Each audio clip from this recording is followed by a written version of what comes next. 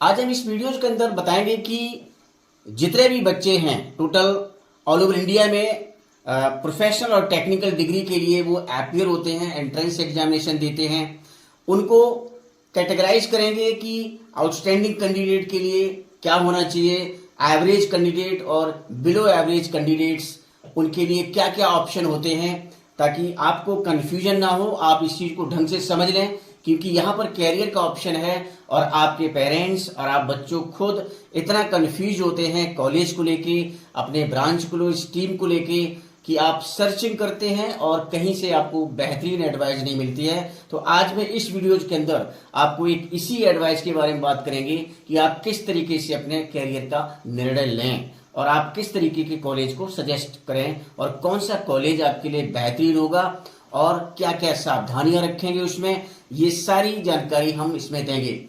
आपको पता है कि कम से कम मोर देन 10 लाख लोग एंट्रेंस एग्जामिनेशन में और अलग अलग कॉम्पिटिटिव एग्जामिनेशन के लिए अपीयर होते हैं और इतने बड़े कॉम्पिटिटिव क्राउड के अंदर अपने आप को एक अच्छा कैरियर पाना और अच्छा कॉलेज ढूंढ पाना और उसमें सफलतापूर्वक एडमिशन ले पाना बड़ा मुश्किल चैलेंज है।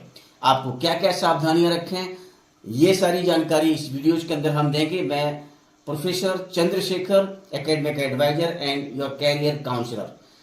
पूरी जानकारी आप वन बाय वन स्टेप से समझिए, जिस तरीके से हम कैटेगराइज करेंगे और आपको क्या क्या बीच बीच में डिसीजन लेने चाहिए, ये सारी जानकारी आपको इस वीडियो में मिलेगी।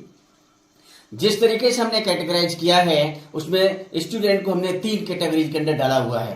पहली कैटेगरी की आउटस्टैंडिंग कैंडिडेट्स, सेकंड कैटेगरी हमने डाली है एवरेज कैंडिडेट्स और थर्ड है आपकी बिलो एवरेज कैंडिडेट्स।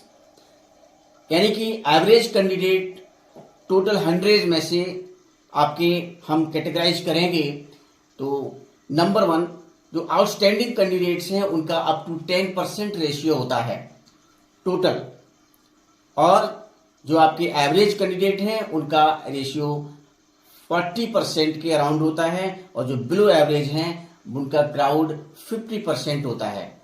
तो आप सोचिए, आउटस्टैंडिंग कैंडिडेट्स, इसको बहुत ज्यादा डायरेक्शन देने की जरूरत नहीं है, ये पहले से ही इतने अवेयर होते हैं, वो किसी न किसी कॉम्पिटिटिव इंस्टीट्यूट से जुड़े हुए होते हैं, उनके पेरेंट्स भी बहुत अवेयर होते हैं, उन्हें कैरियर का चूज करने में बहुत ज्यादा प्रॉब्लम नहीं होती है कि उनको ऑलरेडी डायरेक्शन होती है, वो ब्रिलियंट कैटेगरी में आते हैं, उनको आसानी से अच्छे कॉलेज, आईआईटी, एनआईटी या फिर प्रोफेशनल कॉलेजेस आसानी से मिल जाते हैं, उन्हें ज्यादा माथापच्ची नहीं करने की जरूरत पड़ती है।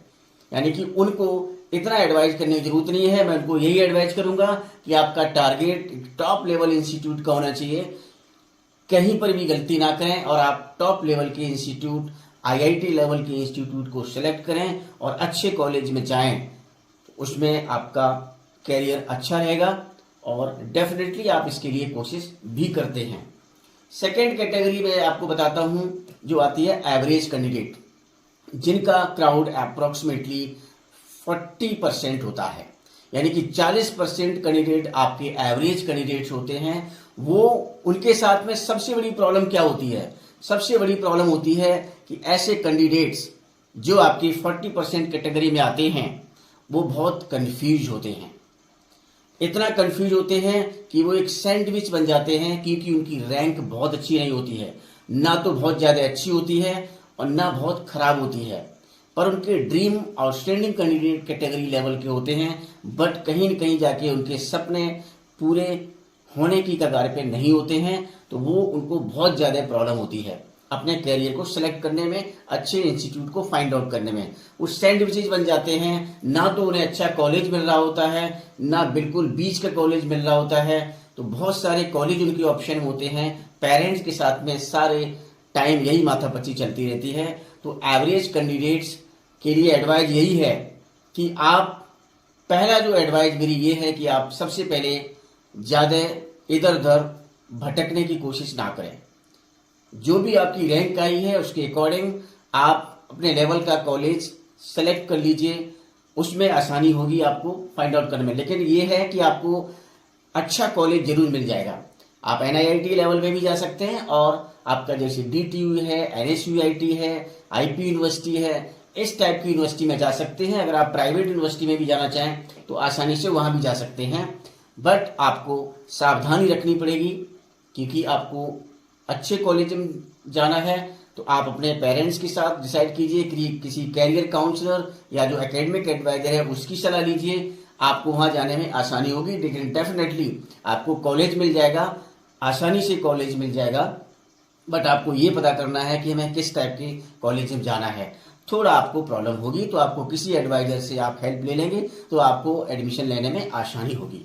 सबसे बड़ा जो क्राउड है वो है आपका बिलो एवरेज कैंडिडेट। अब बिलो एवरेज कैंडिडेट में 2-3 कैटेगरी आती हैं। वो बच्चे ऐसे होते हैं, उनमें से कम 30% बच्चे तो एंट्रेंस एग्जाम देते हैं, बाकी 20% स्टूडेंट एग्जाम ही नहीं देते। ना तो उन्हें जेई देना होता है इंजीनियरिंग के लिए, ना सीईटी ना सीयूईटी। उसमें से ये सारे कैंडिडेट हैं जिन्हें यही नहीं पता है कि हमें एग्जाम के लिए या एडमिशन के लिए कौन सा एंट्रेंस देना है।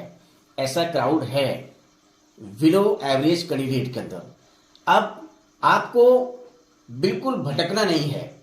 आपको पता है कि आपको कॉलेज जो है इतना अच्छा नहीं मिलेगा, लेकिन वो भी बिलो एवरेज वाले जो कॉलेजेस हैं आप उनमें आसानी से जा सकते हैं।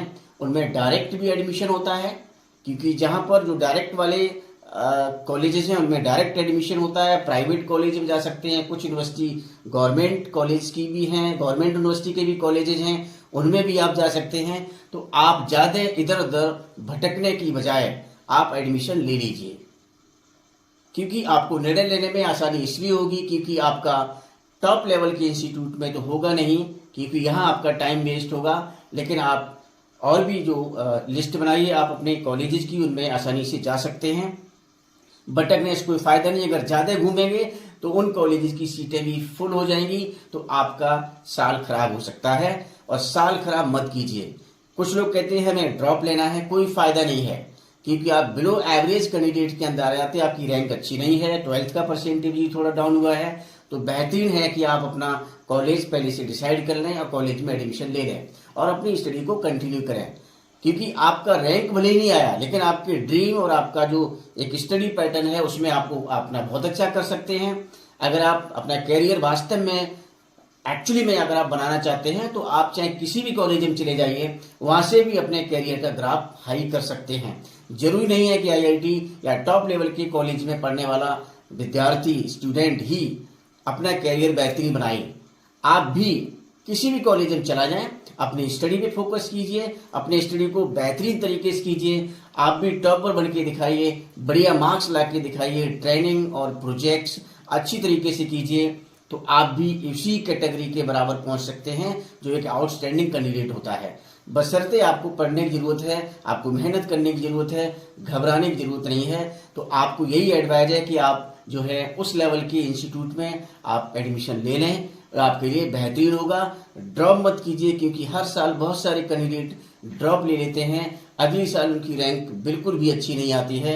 ये रेशियो 2 से 3% रहता है कि बच्चा अपग्रेड कर लेता है, नहीं तो उसकी रैंक खराब ही होने के चांसेस होते हैं, क्योंकि competition day by day year by year increase होता है। तो ऐसा कुछ ऑप्शन नहीं है। हो सकता है कि आप मान लो ड्रॉप ले लिया, आपकी तबीयत खराब हो गई और सारी सर्कमस्टांसेस फैमिली की आ गई, तब भी आपका जो है साल खराब हो सकता है। तो बेहतरीन ऑप्शन यही है, आप जो भी कॉलेज मिले उसमें जाइए और अपना कैरियर वहां से स्टार्ट कीजिए। डेफिनेटली आप वहां से भी अपने आप को ले जाएंगे। ऐसा जरूरी नहीं है, आप मेहनत करेंगे, अगर आप हार्ड वर्कर हैं तो वहां से भी आपको बहुत अच्छी डायरेक्शन मिलेगी। मेरी शुभकामनाएं आपके साथ हैं और इसी तरीके से हम आपको और भी वीडियो शेयर करेंगे। Thank you very much.